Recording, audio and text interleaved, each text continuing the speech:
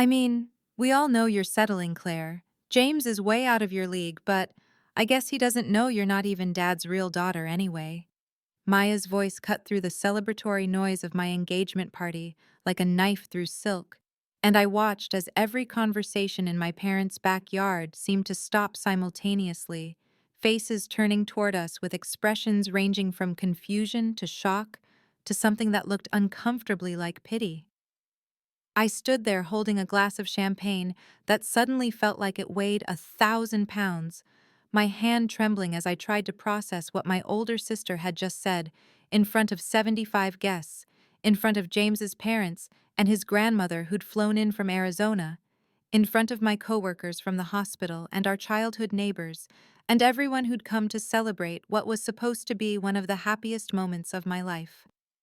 James's arm around my waist went rigid, and I felt him turn to look at me with a question forming on his face that I couldn't bear to see, because I had no answer to give him, no explanation for what Maya had just revealed in her casual, cutting way, as if she'd merely commented on the weather or the choice of hors d'oeuvres rather than detonating a bomb in the center of my existence. Maya stood there in her designer dress, the emerald green one that perfectly complemented her dark hair and made her look like she'd stepped out of a magazine, wearing that expression I'd seen countless times throughout our childhood, the one that said she knew exactly what she'd done and had calculated every word for maximum impact.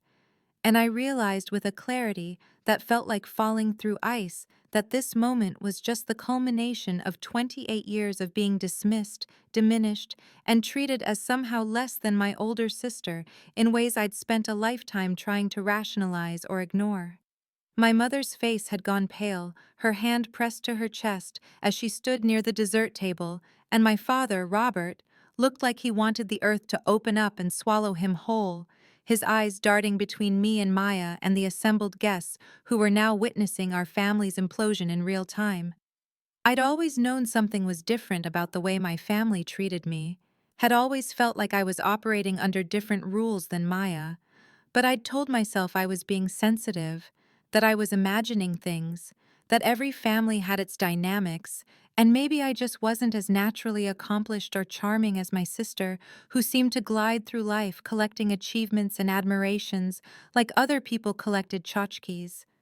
But standing there with Maya's words hanging in the air like poison gas, and seeing the way my parents couldn't meet my eyes, I understood that I hadn't been imagining anything at all, that there had been a reason for every dismissal.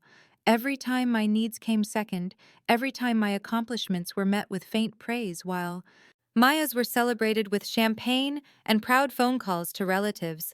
And that reason was something my sister had just weaponized in front of everyone I cared about, transforming my engagement party into the site of my humiliation and the revelation of a truth that apparently everyone in my family had known except me. Before continuing the story, please subscribe. I need to reach 1,000 subscribers to be able to bring you stories like this every day. For you, it's just a click, but for me, it means a lot. James's arm slipped from my waist as he took a half step away from me, and I saw the question forming more fully in his eyes now, the confusion mixing with something else I couldn't quite identify, and I wanted to reach for him, but my body felt frozen in place, every nerve ending screaming while my exterior remained unnaturally still. "What is she talking about?" James asked, his voice quiet but carrying in the sudden silence that had enveloped the party. And I opened my mouth to respond, but nothing came out because I genuinely had no idea what Maya was talking about. No framework for understanding the bombshell she'd just dropped into the center of my engagement celebration. My mother finally moved, setting down her wineglass with a hand that shook visibly, and she crossed the lawn toward us with my father following a step behind, their faces wearing expressions I'd never quite seen before, something between guilt and panic and pleading. And my mother reached out to touch my arm, but I flinched away without meaning to. "Maybe we should go inside and discuss this privately," my father said, his voice carrying the false heartiness of someone trying to pretend everything was normal when the entire world had just tilted on its axis, and I heard myself laugh, a sharp, bitter sound I didn't recognize. "Privately?" I repeated, and my voice sounded strange to my own ears, too high and too tight. Maya just announced to 75 people that I'm not your real daughter, and you want to discuss it privately now? Around us, guests were starting to move again, conversations resuming in hushed tones, and I could feel their eyes on us. Could hear the whispers starting to spread like wildfire through the crowd, and James's mother Margaret was making her way toward us, with a concerned expression that made my stomach drop because I knew that whatever Maya had revealed was going to poison everything, was going to change how everyone saw me, how James saw me. Maya still stood near the gift table looking entirely unrepentant, almost triumphant, and I remembered suddenly being 7 years old and showing our parents a painting I'd done in art class that I'd been so proud of. And Maya had pointed out all the ways it was wrong, the proportions off, the colors muddy, and our parents had nodded along with her assessment while my little heart broke. And I'd told myself even then that I was being too sensitive, that Maya was just trying to help me improve, but I'd never paint it again. James, honey, why don't you come with me for a moment? Margaret said when she reached us, her hand on her son's elbow, and I saw the way she deliberately didn't look at me, didn't acknowledge me, and James glanced between his mother and me with an expression that looked like he was drowning. I need to understand what's happening, James said, but he didn't say it to me. He said it to my parents, and that small distinction felt like a crack forming in the foundation of everything we'd built together. My father cleared his throat, his face red now, whether from embarrassment or anger I couldn't tell. Claire, let's go inside the house and we'll explain everything, he said, and there was something in his tone that confirmed what I'd already started to understand. That Maya hadn't been lying, that there was truth to what she'd said, that my entire understanding of my identity was about to be rewritten. The party continued around us in this horrible parody of celebration, people eating and drinking and pretending not to watch our family drama unfold, and I felt Rachel, my best friend since nursing school, appear at my side, her presence solid and grounding. "Do you want me to clear everyone out?" she asked quietly, and I loved her for offering, for being the only person in that moment who seemed to care about what I needed, rather than about appearances or damage control. I shook my head, because what was the point? The damage was done, and I turned to follow my parents into the house, hoping that James would come with me, needing him to choose me in this moment. But when I looked back, he was still standing there with his mother's hand on his arm, and the expression on his face was one I'd never seen before, distant and uncertain. And I felt something crack open in my chest as I walked away from my own engagement party to learn the truth about who I really was. Inside my parents' study, the room that had always smelled of leather and old books and my father's cologne, I sat on the edge of the couch while my mother perched on the armchair across from me, and my father stood by the window with his back to us, his shoulders tight with tension that radiated through the entire room. "Your father and we tried for years to have children," my mother began, her voice shaking slightly, and I noticed she was wringing her hands in her lap, a gesture I'd seen countless times but had never really registered as the nervous tell it was.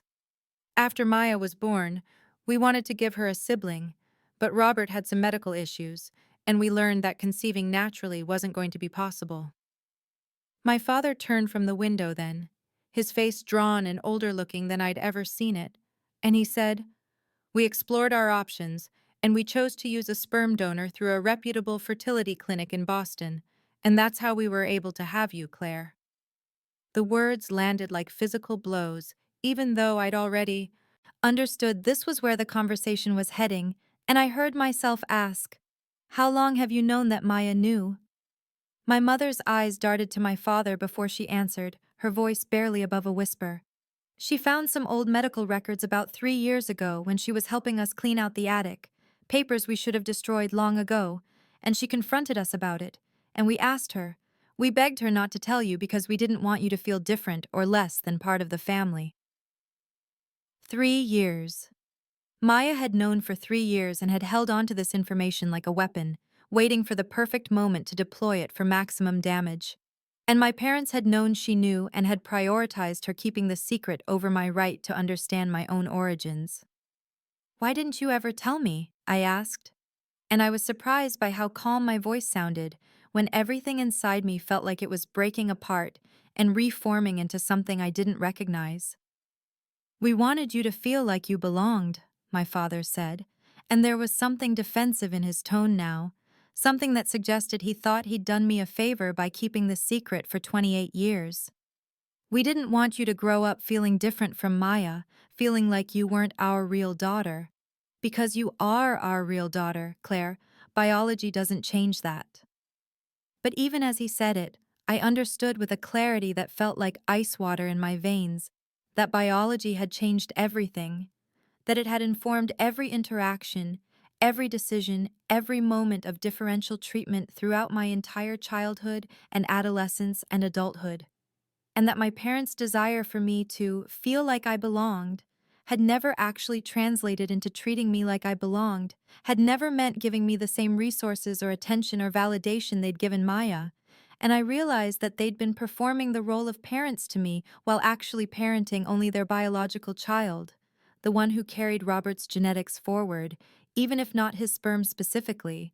And I'd spent my whole life trying to earn a place in a family that had never actually made room for me at the center, only at the margins where I could be kept at a comfortable distance from the real daughter, the one who mattered, the one whose cruelty they'd enabled by asking her to keep a secret that should never have been a secret in the first place, because there was nothing shameful about my conception except the shame they'd wrapped around it by hiding it from me, as if it were something to be embarrassed about rather than simply a medical solution to a medical problem.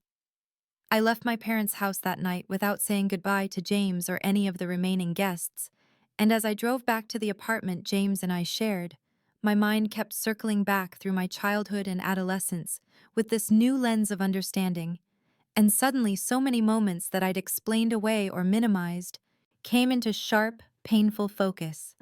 I remembered being 12 years old when my parents sat Maya and me down to discuss college funds, and they'd explained that they'd set aside $50,000 for Maya's education because she was the older child, and they'd had more time to save, and they had $15,000 for me, but assured me that they'd continue contributing as much as they could. And I'd accepted this explanation because what else could I do? I was 12 and didn't understand that 4 years shouldn't account for a $35,000 difference. Didn't understand that parents who truly saw their children as equal would have found a way to make the amounts at least closer to fair. Maya had gone to Boston University, a private school with tuition that consumed her entire fund, plus additional parental contributions, while I'd gone to the state university 2 hours away and worked 25 hours a week at a campus bookstore, and another 15 hours weekend nights as a restaurant hostess to cover what my fund and loans didn't reach. And I'd told myself I was building character, learning work ethic, becoming independent, when really I was just compensating for the fact that my parents had decided Maya's education was worth more investment than mine. I remembered birthday parties. How Maya's Sweet 16 had been this elaborate affair at a rented venue with a DJ and professional photographer and a guest list of 75 people. And my 16th birthday had been a family dinner at a nice restaurant where I was told to pick anywhere you want, but then gently steered toward mid-range options because the portions are so much better here than at those overpriced places. And I'd convinced myself I preferred intimate celebrations anyway, that I wasn't the type of person who needed a big fuss, when really I'd just been learning to make myself smaller to fit the space my family was willing to give me.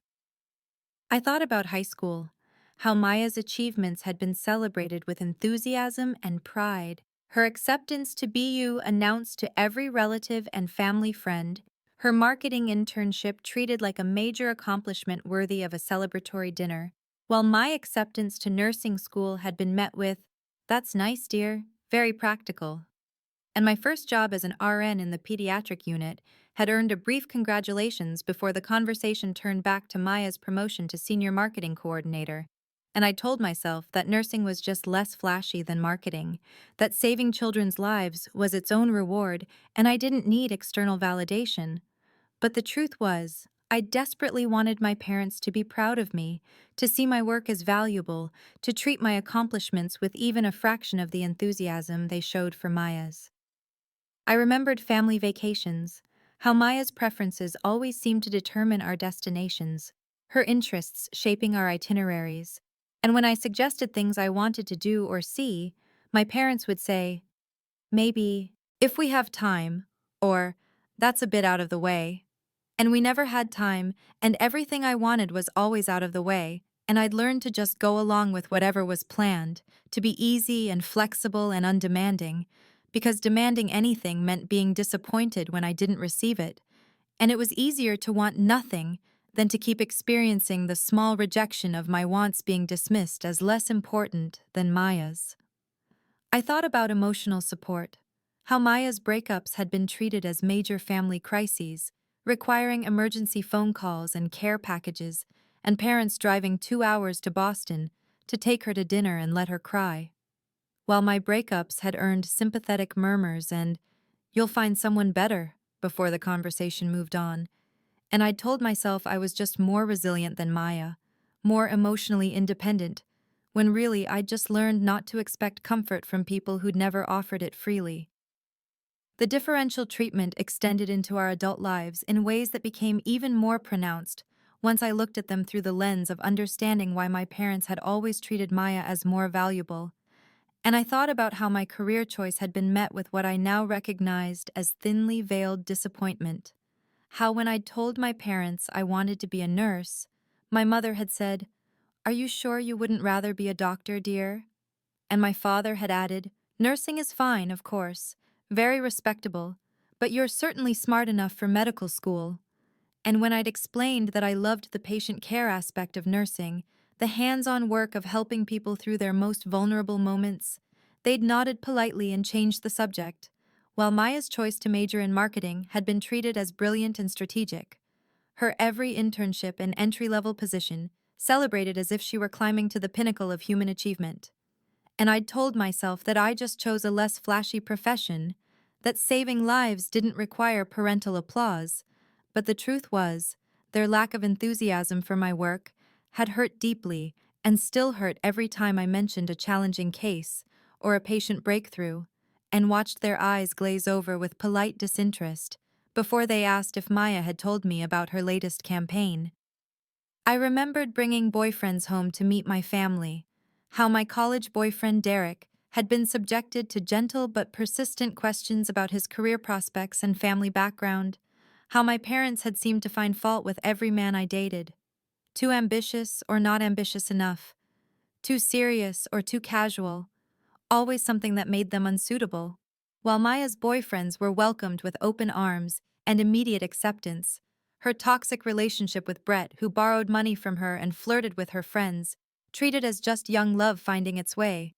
And when I'd finally met James 3 years ago and brought him home for Christmas, my parents had been cordial but cool, asking him perfunctory questions and then largely ignoring him in favor of Maya's then-boyfriend Connor, who was honestly kind of an arrogant jerk, but happened to work in finance and went to Yale.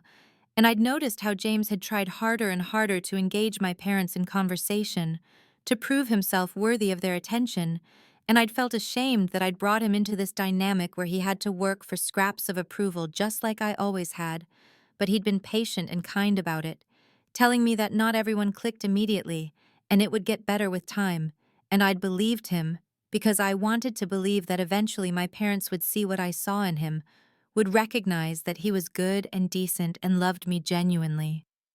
I thought about family gatherings, holidays and birthdays, and random Sunday dinners, how I'd show up hoping this time would be different, and every time I'd find myself sitting at the table watching the conversation flow around me while Maya held court at the center.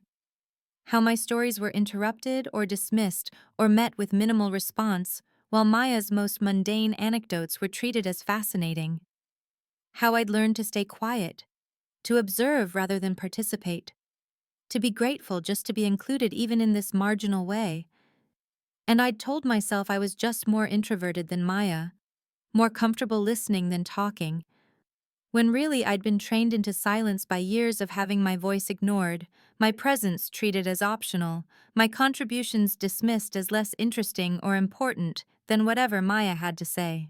James came home around midnight that night after the engagement party, and I pretended to be asleep because I couldn't bear to have the conversation I knew we needed to have. Couldn't bear to see whatever might be in his eyes now that Maya had poisoned the way he saw me. And the next morning he was supportive in all the obvious ways, making coffee and asking if I was okay and saying all the right things about Maya being cruel and my parents being wrong to keep this secret. But I noticed small things that made my chest tighten with anxiety. The way he seemed to be studying me as if looking for evidence of something, the way he asked careful questions about my family dynamics that felt like he was trying to understand whether Maya might have been right about other things too, the slight distance in his touch when he hugged me goodbye before leaving for work. Over the next few days, this distance grew more pronounced, even as James maintained that everything was fine, that he loved me, that Maya's revelation changed nothing between us, but I could feel him pulling away in increments, could see him processing something he wouldn't share with me. And when his mother Catherine called me 3 days after the party, her voice had a coolness that hadn't been there before. A formal quality as she asked how I was holding up, with a tone that suggested she thought I might not hold up at all, and when I mentioned this call to James, he got defensive, said his mother was just concerned, but I knew Catherine had never been just concerned about anything in her life. She was a woman who made judgments and acted on them, and clearly she'd made some judgment about me based on what had happened at the party. Then on Thursday evening, 6 days after Maya's bomb had exploded my life, I picked up James's phone from the kitchen counter to bring it to him while he was in the shower, and it lit up with a text notification, and I saw Maya's name, and my stomach dropped because why would Maya be texting my fiancé, and I knew I shouldn't look, but I couldn't stop myself. I opened the message thread and scrolled up, through days of communication I hadn't known existed. Messages from Maya expressing concern about me, telling James that I'd always been emotionally fragile and struggled with the truth about my place in the family, suggesting that my parents had tried so hard to make me feel included, but I'd always been resentful and difficult, painting a picture of me as unstable and manipulative, and James's responses were measured and non-committal. But he hadn't shut her down, hadn't told her to stop, hadn't defended me the way I would have defended him, and I felt something crack open in my chest as I realized that Maya wasn't just satisfied with destroying my sense of identity and family, she was actively working to destroy my relationship too, to take the one solid thing I had left. And I stood there in our kitchen holding James's phone and feeling my world crumble further, understanding that I couldn't even trust the foundation I'd thought James and I had built together, because if he could entertain Maya's poison, if he could let her whisper doubts about me without immediately rejecting them, then maybe he'd never seen me as clearly as I'd believed he did. I put James's phone back on the counter exactly where I'd found it and stood there trembling with a fury and grief that felt like it might consume me from the inside out. And when he came out of the shower 10 minutes later, smiling and asking what I wanted for dinner, I couldn't look at him, couldn't pretend I hadn't seen what I'd seen, and I told him I'd read his messages with Maya, watched his face close down into something defensive and guilty, and we had a fight that felt like it was tearing us apart at the seams. Him saying I'd violated his privacy, and me saying he'd violated my trust by entertaining Maya's poison. And after he left to cool off, after I heard his car pull out of the driveway, I sat on our couch in the apartment we'd chosen together and made a decision that felt like the first truly autonomous choice I'd made in weeks.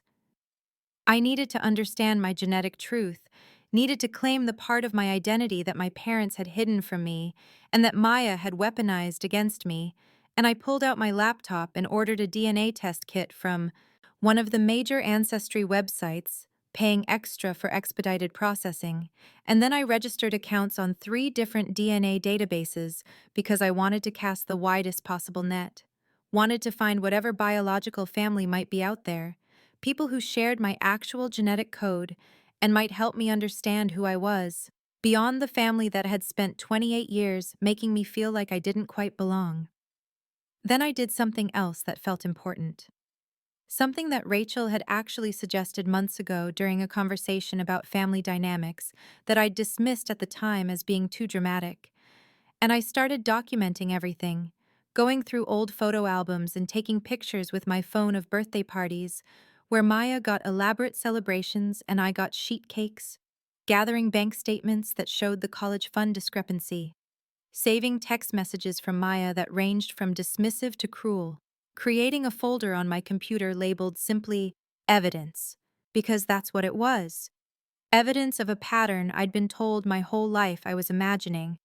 Proof that the differential treatment wasn't in my head or a result of my supposed emotional fragility, but was real and measurable and had been happening systematically for decades. I called Rachel at 9 o'clock that night, my best friend since nursing school who had been my maid of honor before everything exploded. And she answered on the second ring with, "I've been waiting for you to call." And I broke down and told her everything: the engagement party disaster, the revelation about my conception, James's distance, Maya's texts, all of it spilling out in a torrent of words and tears. And Rachel listened without interrupting and then said in her calm attorney voice, "Claire, you need to establish boundaries, real ones, not the kind you hope people will respect, but the kind you enforce regardless of their feelings about it. And you need to decide what you're willing to accept from James, because if he can't stand firmly on your side against someone who's actively trying to destroy you, then he's not the partner you need." Her words hit me like cold water, clarifying and bracing, and she continued, "Document everything, which it sounds like you're already doing. Get your DNA results so you have your own narrative about your genetic identity instead of the one Maya's using as a weapon. And then make decisions from a position of strength instead of fear, because you're not the problem here. You've never been the problem, and it's time you stop letting them convince you that you are."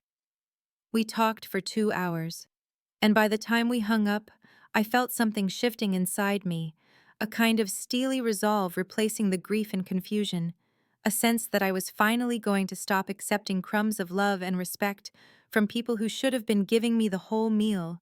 And when James came home near midnight, apologetic and wanting to talk, I told him I needed space to think, needed time to figure out what I actually wanted, instead of just trying to hold together a relationship that felt like it was disintegrating under the weight of my family's toxicity.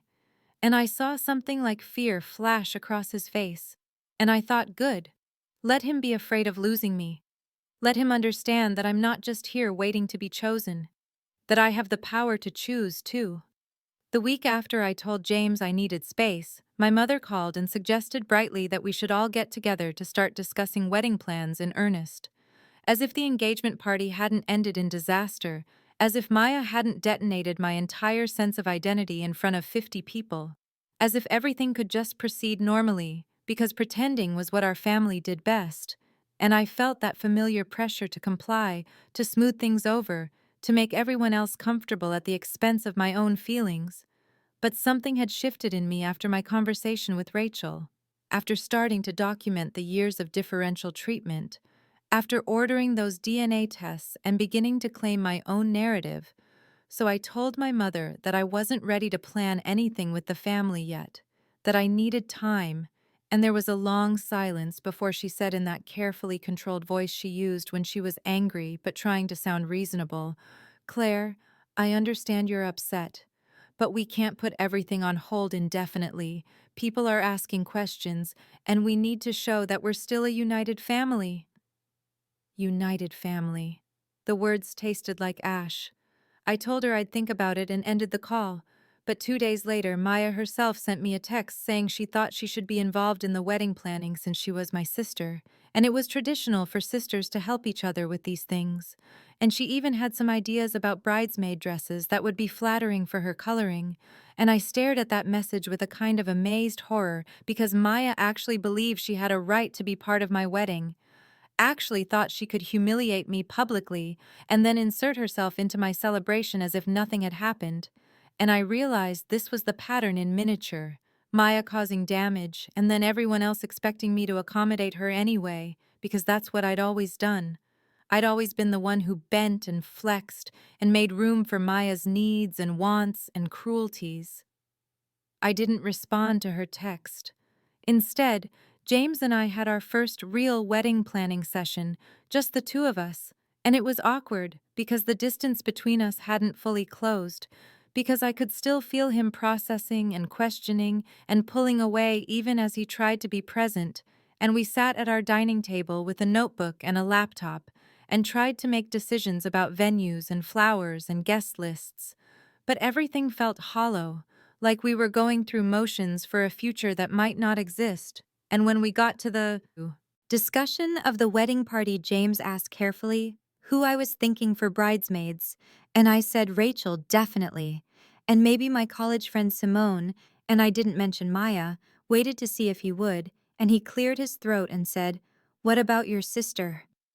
And I felt something cold settle in my chest as I said very clearly, Maya will not be in my wedding party. She will be lucky if she's invited to the wedding at all. And James looked uncomfortable and said, Claire, I know what she did was terrible, but she's your sister, and people will talk if she's not included. Your parents will be hurt.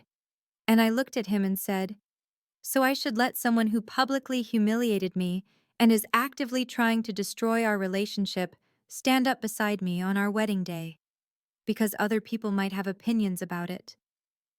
And he had the grace to look ashamed. But he also looked worried, and I understood that James was afraid of conflict, afraid of my family's drama spilling over into his orderly life, afraid of what his own family might think about marrying into this mess. And I told him that Maya not being in the wedding party was non-negotiable. This was my one firm boundary, and if he couldn't support it, then we had bigger problems than seating charts and flower arrangements. My mother called 3 days after the wedding planning argument with James and said in that bright, determinedly cheerful voice that meant she'd already decided how things were going to go. Your father and I think it's time we all sat down together as a family and resolved the situation before it gets any more out of hand. We can't have this tension hanging over us indefinitely, so we'd like you and James to come to dinner on Saturday, and we'll talk everything through like adults.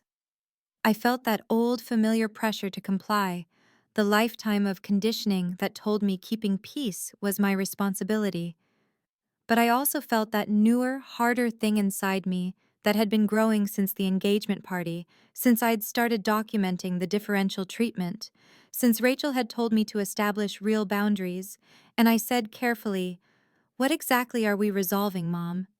And there was a pause before she said, "Well, the misunderstanding between you and Maya, obviously, and your father and I think if everyone just sits down calmly, we can move past this and get back to planning your wedding properly." Misunderstanding. As if Maya hadn't deliberately weaponized my genetic origins in front of 50 people. As if the problem was a simple miscommunication rather than decades of being treated as less than. But I agreed to come because some part of me still hoped, still wanted to believe that my parents might finally see me, might finally acknowledge what had been done to me, and I told James about the dinner and watched something like relief cross his face, as if this family meeting might magically fix everything and release him from having to take a firm position. And that relief made me feel cold and alone in a way I hadn't fully felt before. Saturday came, and we drove to my parents' house in James's car, neither of us talking much. And when we arrived, Maya's car was already in the driveway, and I felt my stomach clench because of course she was there. Of course this wasn't going to be a conversation about acknowledging harm, but rather an intervention designed to get me back in line. We walked in and my father was setting out drinks in the living room with that false heartiness he used when he was uncomfortable. And my mother was arranging cheese and crackers on the coffee table as if this were a social occasion. And Maya was sitting on the couch looking simultaneously defiant and victimized. And I understood immediately how this was going to go. I was going to be asked to forgive and forget and restore family harmony because that had always been my role, the accommodating one, the flexible one, the one who absorbed everyone else's dysfunction so they could pretend we were normal. We all sat down in a circle like some kind of dysfunctional therapy session, and my father cleared his throat and said, "Claire, We asked you here because your mother and I are very concerned about this rift in the family, and we think it's time to put the past behind us and move forward. Maya has something she wants to say to you. Maya looked at me with those wide eyes she'd perfected over the years, the ones that made her look innocent and wounded, and she said, Claire, I'm sorry you were hurt by what I said at your engagement party. That wasn't my intention. I was just being honest about something I thought you already knew. And I think you're overreacting by trying to exclude me from your wedding. We're sisters, and we should be able to move past this. I sat there feeling James shift beside me, feeling my parents watching me expectantly, and I realized this was it. This was the moment where I either accepted this non-apology and went back to playing my assigned role, or I finally stood up for myself regardless of the consequences, and I said very quietly, That's not an apology, Maya. That's you blaming me for my reaction to your cruelty, and I'm not accepting it. My mother made a small distressed sound and said, Claire, please, let's not be dramatic. Maya has apologized and now we need to move on. You can't hold a grudge forever, it's not healthy, and think about how this is affecting the whole family. And there it was, the same pattern that had played out my entire life. Maya did something hurtful, and I was expected to absorb it so everyone else could be comfortable. And I looked at my parents and said, Maya didn't accidentally hurt me. She deliberately revealed something you'd hidden from me my entire life, used it as a weapon to humiliate me publicly, and has been texting my fiancé trying to convince him I'm unstable, and your response is to tell me I'm being dramatic and holding a grudge. And my father said, sharply, We're trying to keep this family together, Claire, and that requires forgiveness and flexibility from everyone. You can't expect Maya to grovel. She's apologized and that should be enough. I felt something break open inside me, some final hope that they might choose me, might see me as equal to Maya, might acknowledge the decades of differential treatment, and I stood up and said, She's not groveling, Dad. She's not even actually apologizing, and I'm done pretending that's acceptable. I'm done being the one who has to bend and forgive and accommodate while Maya faces no consequences for anything she does. And my mother said desperately, Please sit down, Claire. We haven't finished talking. You're being unreasonable. Maya is your sister and family is forever. You can't just throw that away over one incident. One incident. 28 years of being second reduced to one incident.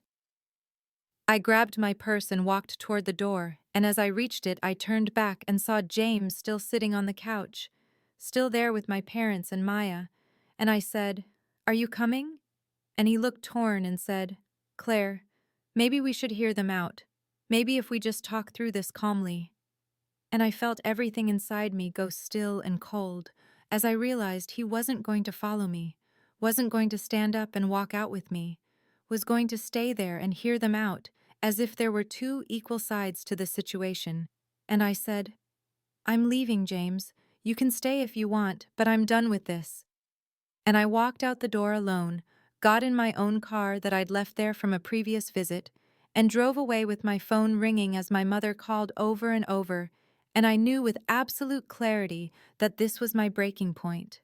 This was the moment where I finally understood that they would never choose me, never see me as equal, and I had to decide whether I was going to keep begging for scraps of love from people who would never give me the whole meal, or whether I was going to walk away and build a life with people who actually valued me. James came home 2 hours after I'd left my parents' house, and I heard his key in the lock while I was sitting at the kitchen table with a cup of tea I hadn't touched, still wearing my coat because I'd been too numb to take it off. And when he walked in, he looked exhausted and guilty, and I felt nothing, just a vast emptiness where all my hope and anger had been. And he said, Claire, we need to talk. And I said, Yes, we do. And my voice sounded calm and distant even to my own ears. And we sat down across from each other at that same table where we'd tried to plan our wedding just days earlier. And I looked at him and said, I need you to understand something, James, and I need you to really hear me, not just wait for your turn to talk or try to fix it or explain it away. I need you to actually listen. And he nodded, and something in his face told me he knew this was important, maybe the most. important conversation we'd ever have, and I started talking, telling him everything in a way I never had before, not just about the engagement party or Maya's cruelty, but about the entire architecture of my childhood. The college fund discrepancy of $35,000, the birthday parties where Maya got elaborate celebrations and I got cake from the grocery store. The way my nursing career was dismissed as less important than Maya's marketing job, even though I was literally saving lives. The way my parents had never once asked about my dreams or goals or feelings with the same attention they gave to Maya's every whim. The way I'd worked 2 jobs through college while Maya's tuition was paid in full and she still got spending money. The way every family gathering centered Maya's news and achievements while mine were acknowledged with polite disinterest. And I told him about finding those texts where Maya was poisoning him against me, planting seeds of doubt about my stability and my family's drama. And I watched his face change as the full picture came together for him. And then I said, James, I love you. I want to marry you. But I need to know that you're choosing me, fully and completely, not a version of me that's been filtered through Maya's manipulation or my parents' gaslighting. I need to know that when I walk out of a room because I'm being mistreated, you're walking out with me, not staying behind to hear them out. As if there are two equally valid perspectives on whether I deserve basic respect and honesty. And he was quiet for a long moment, looking down at his hands, and then he said, I've been confused, Claire. I admit that Maya kept sending me these messages about how you were overreacting and how your family was worried about you, and I let that get in my head. I let it make me doubt what I was seeing with my own eyes. And then tonight, at your parents' house, they were so calm and reasonable sounding, and you seemed so angry. And I think part of me wanted to believe their version because it was easier, because it meant we could just smooth everything over and move forward without conflict.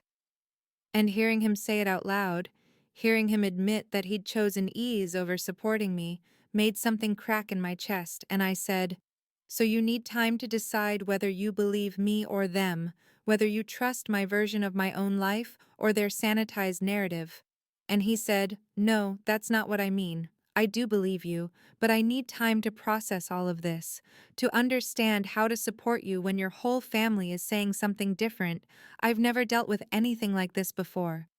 And I felt tired then, so bone-deep tired of explaining and justifying and proving that my pain was real, and I said, James, take all the time you need, really, but I need you to know that I'm done begging for my place in anyone's life, including yours.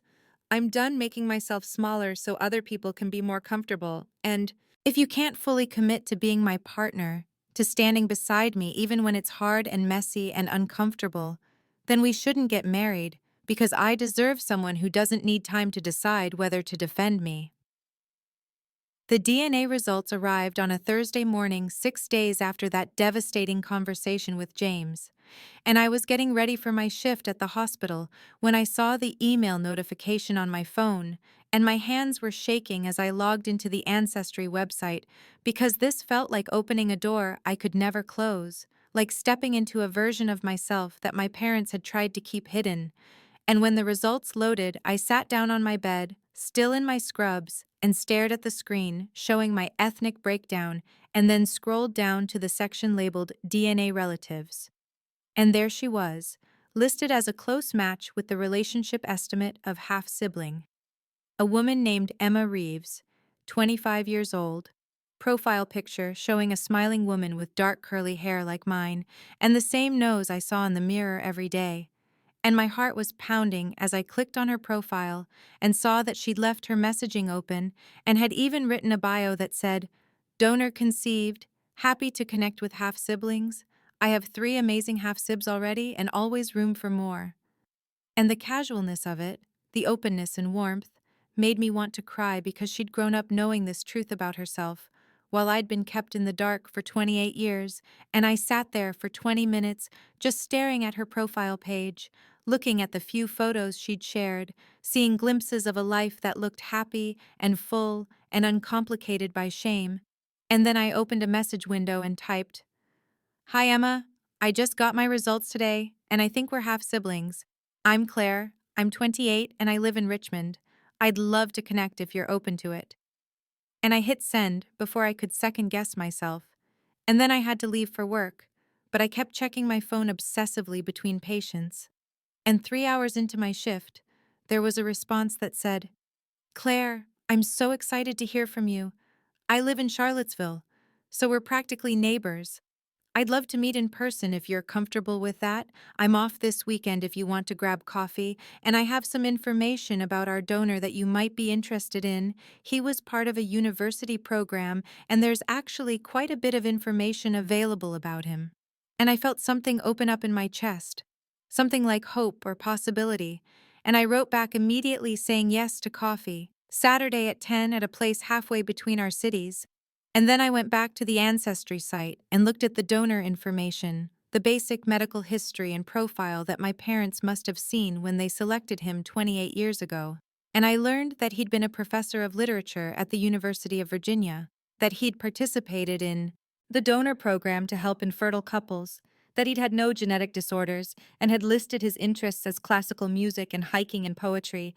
And it was strange seeing these fragments of the person who'd contributed half my DNA, stranger still knowing that my parents had chosen these traits deliberately while simultaneously treating me as less valuable than their real daughter.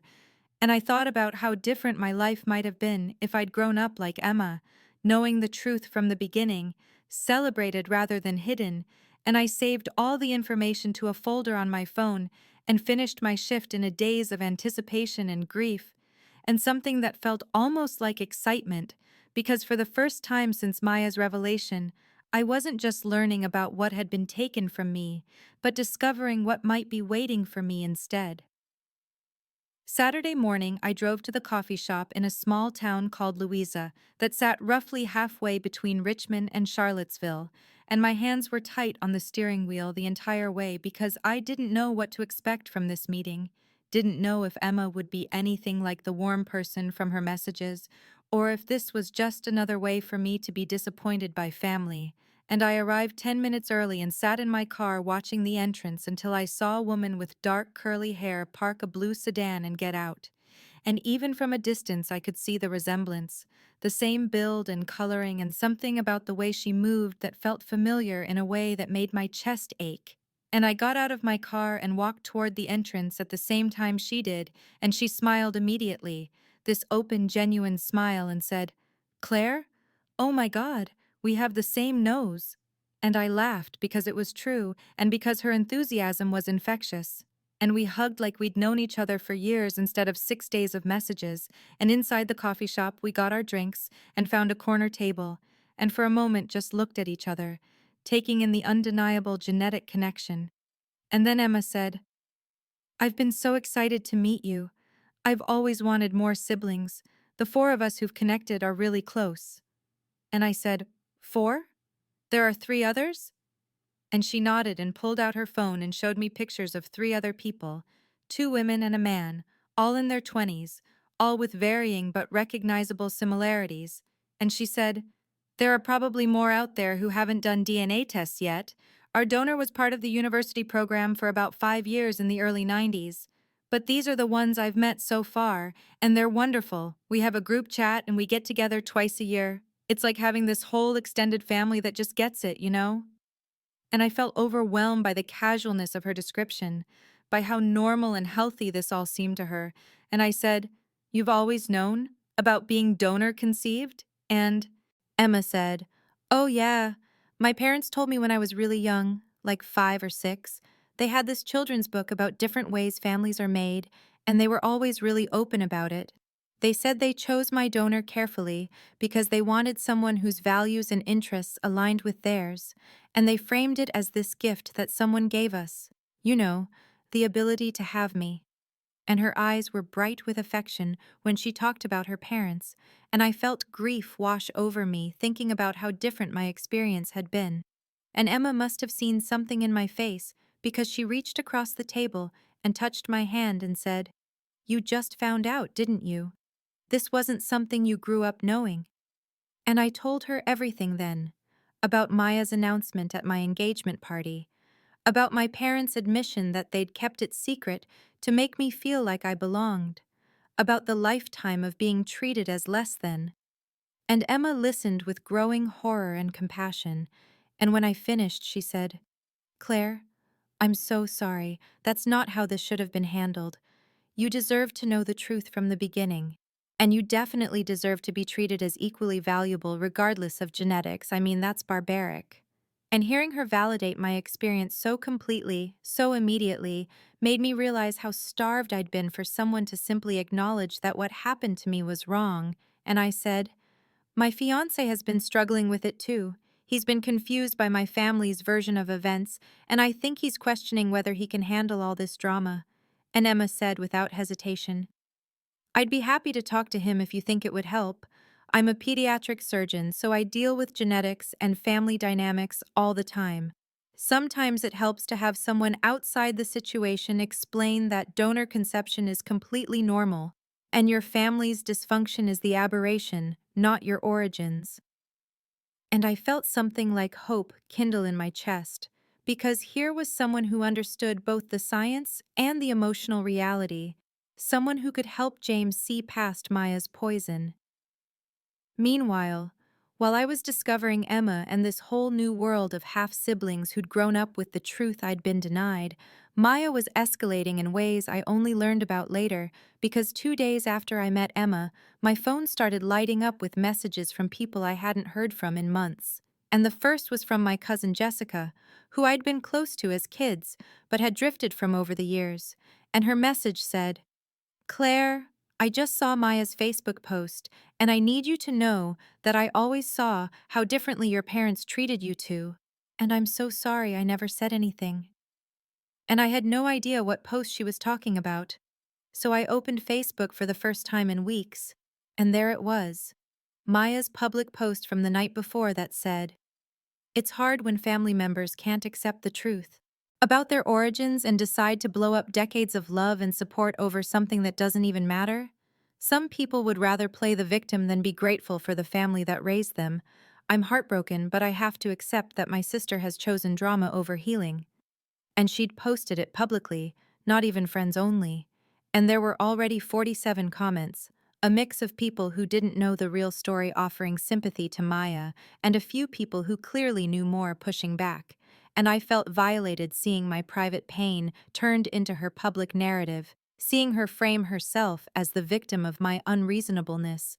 And as I scrolled through my messages, I found more. My Aunt Caroline, who was my mother's sister, writing, "Claire, honey, I've watched your mother favor Maya since you were both little girls, and I've bitten my tongue for years, but I can't anymore. What Maya did at your engagement party was cruel, and you don't owe any of them forgiveness." And my Aunt Patricia, my father's sister, writing something similar about always noticing the differential treatment, about confronting my mother about it once, and being told to mind her own business. And then there was a longer message from Jessica that made me sit down, that said, "I need to tell you something. I should have told you years ago, when we were in college. Maya told me at a family Christmas that she was the real daughter, and you were just the donor baby. And she said your parents would always love her more because of it. She was drunk and laughing about it, and I was so shocked I didn't know what to say. And I'm ashamed that I never told you. But I'm telling you now, because you need to know, this has been her attitude for a long time. This didn't just come out at your engagement party. She's been holding this over you in her mind for years."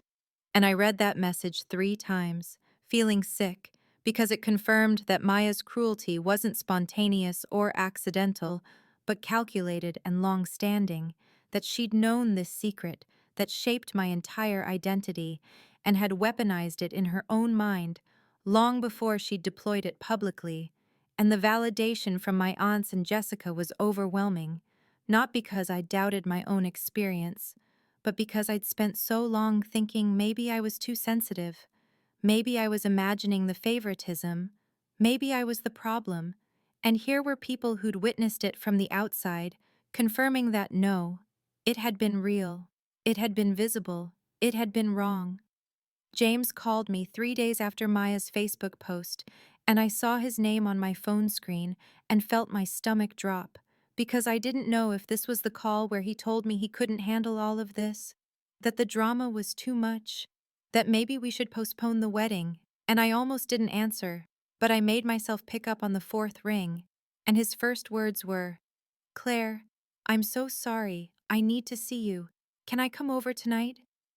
And there was something in his voice that sounded different, urgent and clear in a way it hadn't been since the engagement party.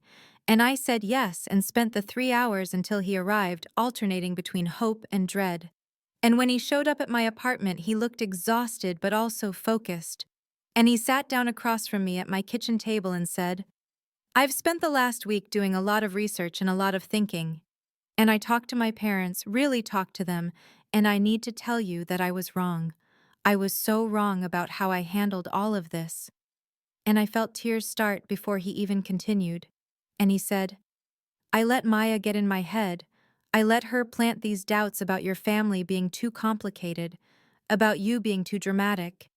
And I realized that I was letting some implicit bias affect how I saw your donor conception, like some part of me was buying into this idea that biology matters more than it does. And that's bullshit. That's not what I believe. That's not who I want to be." And his voice cracked slightly, and he reached across the table for my hand, and I let him take it, and he said, "I read everything I could find about donor conception. I read stories from donor-conceived people, and from parents, and from donors, and I learned that what your parents did, keeping it secret and treating you differently, that's the aberration. That's what causes harm, not the donor conception itself. And I'm ashamed that I needed to educate myself instead of just trusting you, trusting that your experience of being mistreated was real."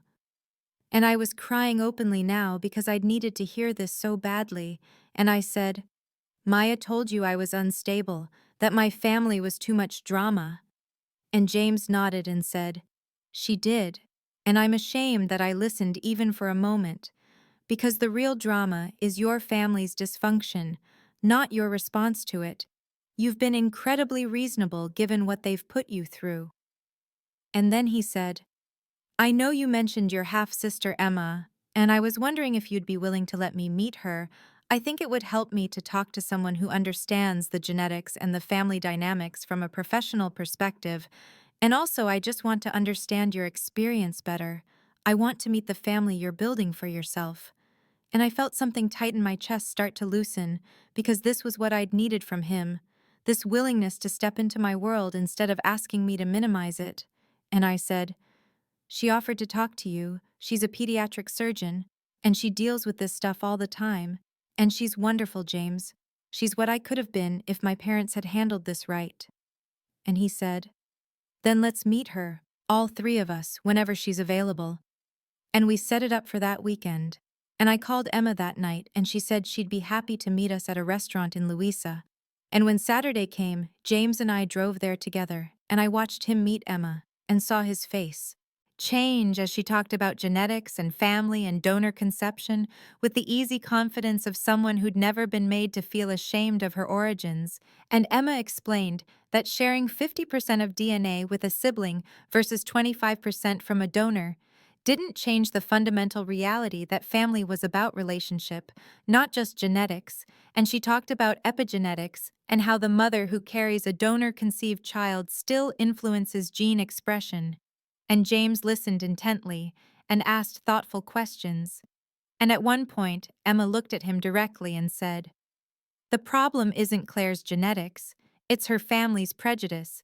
And if you can't see that distinction, then you don't deserve her." And James said immediately, "I see it now. I should have seen it sooner, and I'm committed to making this right." And Emma smiled at me, and I smiled back, and I felt like maybe we were going to be okay. After that meeting with Emma, James and I sat in his car in the restaurant parking lot for almost an hour. Just talking, really talking in a way we hadn't since before the engagement party, and we made decisions together that felt like we were finally building something that was truly ours. And the first decision was that we were moving forward with the wedding, but it was going to be completely on our terms. No more trying to please my parents, or manage Maya's feelings, or present some unified family image that had never actually existed. And James said, I want Emma in the wedding party. I want the people standing up there with us to be people who actually support us, people who see you clearly. And I felt something break open in my chest because he got it. He finally understood that family wasn't about biology or obligation, but about genuine love and support. And I asked Emma 2 days later if she would be a bridesmaid, and she said yes immediately and told me she was honored, that she'd never had a sister stand up for her at her own wedding because she wasn't married yet, but she'd always imagined what it would be like to have that kind of bond, and having her there felt right in a way that including Maya never had, even before everything exploded. And the second decision James and I made together was that Maya was not invited to the wedding at all, not as a guest, not as family in the audience, just not there. And I knew my parents would lose their minds over this, but I also knew I couldn't stand at the altar making promises about my future, while the person who'd tried to destroy that future sat watching. And the third decision was about my parents. And this one was harder, because part of me wanted to uninvite them too, wanted to have a wedding that was completely free of their judgment and conditional love. But another part of me wasn't ready to close that door entirely, so James and I agreed that they could attend, but only if they agreed to specific boundaries. They had to RSVP formally like any other guest. They couldn't give speeches or toasts. They couldn't make any comments about family unity or healing or forgiveness. They had to simply attend and witness or not come at all. And I wrote them an email laying out these terms, and I felt powerful doing it. Felt like I was finally claiming my right to set the conditions of my own life. And my mother called 30 minutes after I sent it, and she was crying and saying, "Claire, you can't exclude your sister from your wedding. What will people think? This is so cruel." And I said, "Maya was cruel. I'm being clear. There's a difference." And my mother said, "She's your only sister." And I said, "Actually, she's not. I have Emma now, and potentially 3 other half-siblings I haven't met yet. And Emma has already shown me more sisterly love in 2 weeks than Maya has in 28 years. And my mother was silent for a long moment, and then she said, "Your father and I need to discuss whether we can accept these conditions." And I said, "You do that. The RSVP deadline is in 2 weeks." And I hung up feeling shaky but solid. And then James did something I didn't expect. He made his own Facebook post, his first in months, and it said, "I'm marrying the woman I love in 6 weeks, and I've never been more certain of anything. Claire is strong and kind and has shown me what it means to set healthy boundaries and choose healing over dysfunction. I'm grateful every day that she chose me, and I'm committed to being the partner she deserves. To anyone spreading rumors or negativity about her or our relationship, you're not welcome in our lives."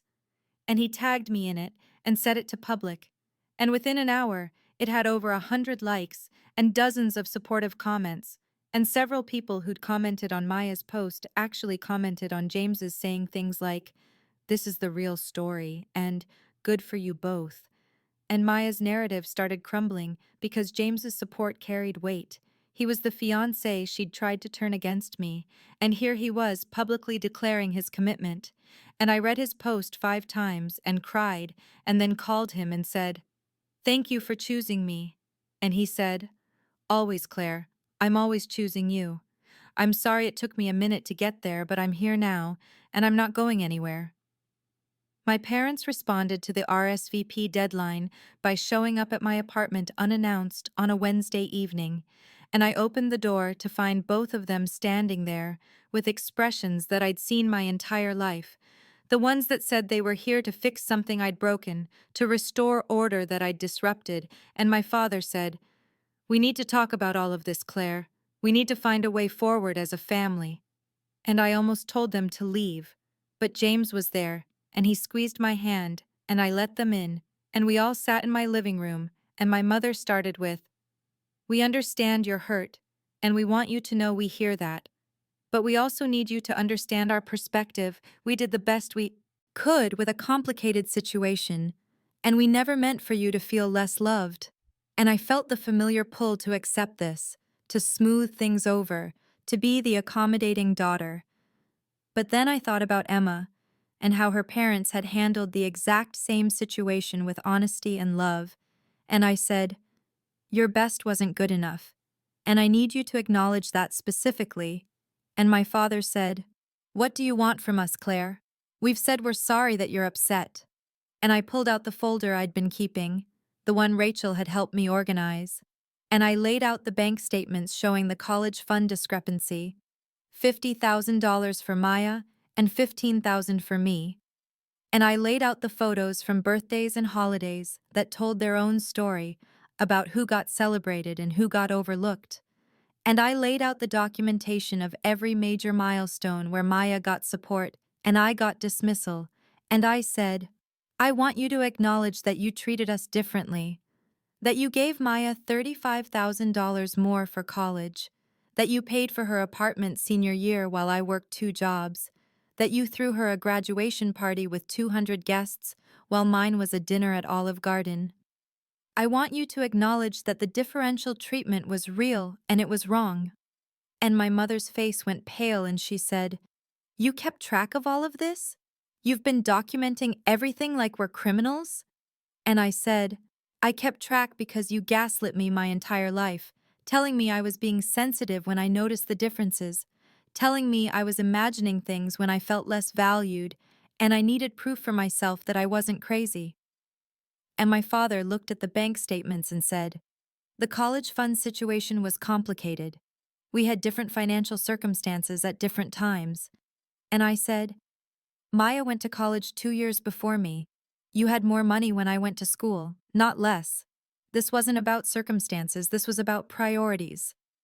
And then I said the thing I'd been building up to, the specific ask that Rachel had helped me formulate. I want you to write me a check for $35,000, the difference in what you invested in Maya's education versus mine, and I want a written acknowledgement that you treated us unequally.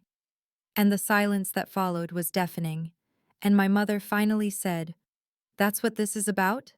Money? Claire, that's so mercenary, we raised you better than that. And I felt James tense beside me, but I stayed calm and I said, This isn't about the money, it's about acknowledgement. It's about you admitting in concrete terms that you valued Maya more, that you invested more in her future, and if you can't even do that, then you're confirming everything I already know. And my father said, Even if we agreed to this, which I'm not saying we are, what about Maya? Are we supposed to just exclude her from your wedding, pretend she doesn't exist? And I said, Maya excluded herself when she weaponized my donor conception at my engagement party, when she spent years treating me like I was less than. And yes, she's not invited to my wedding. And if you can't accept that boundary, then you're not invited either.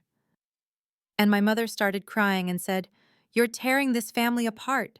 And I said, No, you tore this family apart 28 years ago when you decided to keep my conception a secret and treat me differently because of it. I'm just finally refusing to pretend everything is fine. And they left 20 minutes later without agreeing to anything, and I sat on my couch feeling wrung out but also clear, and James held me and said, You were amazing. You didn't back down. And I said, I don't think they're going to do it. I don't think they're capable of really acknowledging what they did. And he said, Then at least you'll know. At least you gave them the chance.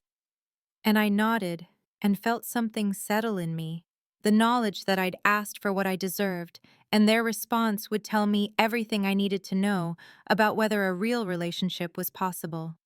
Maya showed up at the hospital 3 days after the confrontation with my parents, and I was in the middle of my shift in the cardiac unit when Jennifer at the nurse's station paged me saying I had a visitor in the lobby, and something in her tone made my stomach drop. And when I got downstairs, Maya was standing there in the main entrance looking agitated and furious, and the moment she saw me, she started walking toward me fast, and I said, Maya, you need to leave. This is my workplace. And she said loud enough that people turned to look, Your workplace? You mean the job our parents' money helped you get through school for? The education they gave you even though you're not even really part of this family? And I felt my face flush hot because there were patients and visitors and colleagues everywhere, and Maya's voice was rising, and I said quietly, I'm calling security if you don't leave right now. And she laughed this harsh, bitter sound and said, Of course you are. You're going to have your own sister removed like I'm some kind of criminal when all I've ever done is tell the truth that everyone else was too afraid to say. And I pulled out my phone and texted security, and Maya saw me doing it, and something in her face shifted from angry to unhinged, and she said louder, "You're destroying this family, Claire. You're tearing apart everything because you can't handle reality, because you've never been grateful for anything Mom and Dad did for you. They gave you a home, they raised you like you were their real daughter even though you weren't, and this is how you repay them? By excluding me from your wedding? By turning James against me? By making them choose between their daughters?" And people were definitely staring now, and I saw two security guards coming through the main doors, and I kept my voice level and professional and said, "Maya, I need you to leave now. We can talk about this somewhere else if you want to have a conversation, but not here, not at my job." And she said, "No, we're talking about this now because you won't answer my calls. You've blocked me on everything. You've cut me out of your life like I'm nothing." And one of the security guards, Marcus, who I'd worked with for 3 years, stepped between us and said, "Ma'am, I'm going to need you to come with me." And Maya turned on him and said, "I'm her sister. I have a right to talk to her." And Marcus said calmly, "Not on hospital property without her consent. Let's go outside and you can wait for her there if she agrees to meet you." And Maya looked at me with something desperate and mean in her eyes and said, "They never should have used that donor. They should have just accepted they couldn't have more kids. Then none of this would have happened. Then our family would still be whole." And I felt that land like a slap, the confirmation that she'd always seen my existence as the problem. And I said to Marcus, "I don't consent to meeting her. I want her removed from the property." And Maya started crying angry tears and said, "You're just like your real father, whoever he was, some stranger who got paid to jerk off in a cup. That's your legacy, Claire. That's what you really are." And Marcus took her elbow, and she jerked away, and her voice went shrill. "Don't touch me. I'm leaving. But this isn't over, Claire. You can't erase me from this family." And she walked toward the exit and then turned back and screamed, "Mom and Dad will never choose you over me. Never, because I'm their real daughter and you're just the science experiment that worked out." And then she was gone, and the lobby was silent, except for the sound of someone's pager going off. And I stood there shaking, and my supervisor, Dr. Patterson, came over and said, "Claire, are you all right? Do you need to take the rest of your shift off?" And I said, "No, I'm okay. I just need a minute." And she said, "That was all captured on our security cameras, if you need documentation for a restraining order or anything." And I nodded and felt tears starting, and excused myself to the staff bathroom where I locked myself in a stall and cried for 5 minutes before washing my face and going back to work. The envelope arrived 2 weeks before the wedding on a Thursday afternoon, and I knew immediately what it was because the return address showed my parents' house and the envelope had that distinctive thickness that meant something more than a letter, and when I opened it, a check fell out for $35,000 made out to me with a memo line that just said, "College Fund Equalization," and there was a note on my mother's stationery that read, "Claire, we've thought a lot about our conversation, and while we don't agree with everything you said, we want to move forward in peace, and we hope this helps demonstrate our commitment to your future. We love you, and hope you'll allow us to be part of your wedding day, Mom and Dad." And I read it 3 times looking for an actual apology, looking for acknowledgement of the differential treatment, looking for the words, "We were wrong," or "We see now how we hurt you." But they weren't there, and I realized this was what I was going to get. Money to make the problem disappear, but no real reckoning with what they'd done. And I sat at my kitchen table holding the check and feeling this complicated mix of vindication that they'd at least acknowledged the financial inequity enough to address it, and disappointment that they still couldn't really see me or own their choices. And when James got home from work, I showed him and he said, "That's something at least. That's more than I expected them to do." And I said, "It's not an apology, though. It's hush money. It's them trying to buy their way back to normal without actually changing anything." And he said, "What are you going to do with it?" And I said, "I'm going to open a separate savings account, earmarked for our future children's education, and every penny is going to go toward making sure no child of ours ever experiences what I experienced, that they'll never wonder if they're valued less or loved less, or invested in less. And I did exactly that the next morning, went to the bank and opened an account called Future Education Fund, and deposited the check, and 2 days later a package arrived from Emma's parents, people I'd only met twice, but who had welcomed me with an openness that still made me emotional. And inside was a beautiful set of hand-thrown ceramic bowls in blues and greens, with a card that read, "Claire, we are so honored to welcome you, not just as Emma's half-sister, but as part of our extended family. These bowls are made by a local artist, and we hope they'll grace your table for years to come. May your marriage be filled with the love and honesty that every family should be built on. With joy for your future, Margaret and David Chen." And I held those bowls and cried because this was what family could be. People who barely knew me offering unconditional acceptance and thoughtful celebration. And the contrast between my parents' check, with its absence of real apology, and the Chen's gift, with its abundance of warmth, crystallized everything I'd been learning about chosen family versus biological obligation. And I texted Emma a photo of the bowls, and she replied immediately with, "Mom has been so excited to send those. She's been talking about your wedding, like it's one of her own kids getting married." And I felt this expansion in my chest, this sense that I was building something new. And when I showed James the gift and the card, he said, "This is what we're creating. This is the kind of family we're going to be."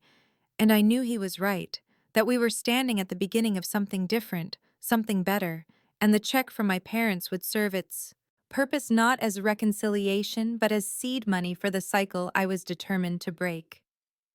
The morning of the wedding, I woke up in the hotel room I was sharing with Rachel and Emma, and the early October light was streaming through the windows warm and golden, and I felt this unexpected calm settle over me, like I'd finally arrived at something I'd been traveling toward my whole life. And Rachel brought me coffee and said, "How are you feeling?" And I said honestly, "Free." And I meant it because this day was going to be exactly what James and I had designed. Small and intimate, with only 60 people who genuinely loved us gathered at the botanical garden where we'd had our third date. And as I got ready, Emma helped me into my dress, a simple, elegant A-line in champagne silk that I'd chosen myself without my mother's input or Maya's criticism. And Rachel did my hair in loose waves with small white flowers tucked in, and Emma said, "You look so beautiful, Claire. I'm so honored to be here." And I hugged her and said, "I'm honored you're my sister." And I meant that too, because in the 4 months since we'd met, Emma had become one of the most important people in my life. Proof that family could be built on authenticity and choice. And when we arrived at the garden, James's sister Kate, who was officiating, met us in the preparation room and said, "James is incredibly nervous and incredibly happy." And I laughed because I felt the same way. And at 2 o'clock exactly, I walked down the stone path between the rose beds with Rachel on one side and Emma on the other, no father to give me away because I wasn't property to be transferred, and because I'd long since given myself to the life I was choosing. And James stood there under the vine-covered arbor in his navy suit, with his best friend Mark beside him. And when he saw me, his face transformed with this expression of complete love and wonder, and Kate began the ceremony talking about how James and Claire had found each other and built something honest and strong. And then it was time for vows, and James took my hands and said, "Claire, I stand here today knowing I almost lost you. Knowing I almost let other voices drown out what my heart knew from the beginning, that you are the most genuine, strong, compassionate person I've ever known, and I promise you that for the rest of our lives, I will choose you. I will stand with you. I will never let anyone make you feel less than the extraordinary woman you are." And his voice cracked on the last words, and I squeezed his hands and said, "James, for so long I thought family was something you were born into. Something that chose you or didn't, something that determined your worth. But you taught me that the most important family is the one we choose, the one we build through love and honesty and showing up for each other every single day. And I choose you today and every day forward. I choose us and the life we're going to create together." And Kate pronounced us, Married, and James kissed me, and our 60 guests stood and cheered, and I looked out at the faces looking back at us, and saw Emma and her parents, Margaret and David, saw my other donor half-siblings Liam and Sophie who'd driven in from 3 states away, saw Rachel and my colleagues from the hospital and James's family and friends, saw my Aunt Diane and cousin Jessica who'd validated my experience and supported my boundaries. And yes, I saw my parents sitting in the back row, looking uncomfortable but present, and I realized Maya's absence didn't create a hole in this day, because she'd never truly been the sister I needed. And the reception was exactly what we'd wanted: dinner under string lights with toast that made us laugh and cry. And Mark told a story about James calling him in a panic after almost losing me and realizing he'd been an idiot. And Rachel said, Claire has always been the person who shows up for everyone else, and today we get to show up for her and celebrate her choosing the love she deserves. And my parents left after dinner without saying much, and I felt relief more than sadness. And later, when James and I were dancing, Emma came over and said, I have 2 more half-siblings who want to meet you. The donor sibling network keeps growing. And I laughed and said, Bring them on, we've got room for more family. And as the evening ended and James and I walked to our car through a tunnel of sparklers held by the people who truly loved us, I felt something I'd never quite felt before: the absolute certainty that I was exactly where I belonged. 6 months after the wedding, I woke up on a Saturday morning in March to find James already awake beside me, his hand resting gently on my stomach where our baby was growing, 13 weeks along now and just starting to show. And he said quietly, Good morning to both of you. And I felt this overwhelming sense of contentment that I'd spent so much of my life not knowing was possible, and in the months since the wedding, so much had shifted and settled into new patterns, and I'd built real relationships with Emma and her family, had dinner with Margaret and David Chen once a month, and had met 2 more donor half-siblings, Liam, who was a high school teacher in Pennsylvania, and Sophie, who was finishing her PhD in environmental science in Colorado. And we had a group chat where we shared articles about donor conception and photos of our lives and stupid memes that made us laugh. And I had family now that was built on honesty and choice and genuine affection. And I still saw my parents occasionally, but it was always on my terms: brief lunches or coffee meetings where we talked about surface things, and I kept my boundaries firm. And they'd met James's parents at the wedding, and there was this awkward politeness between them now. And my mother had asked twice about grandchildren, and I'd told her we'd share news when we were ready. And 3 weeks ago, Maya had sent me a text message that said, Claire, I've been in therapy for 2 months now, and my therapist has helped me see how much damage I caused you. I was wrong to say what I said at your engagement party, and wrong in so many ways before that. I know I don't deserve your forgiveness, but I want you to know I'm working on myself, and I'm sorry. And I'd read it multiple times and shown it to James and to Rachel and to Emma, and they all said some version of, What do you want to do? And the truth was, I didn't know yet.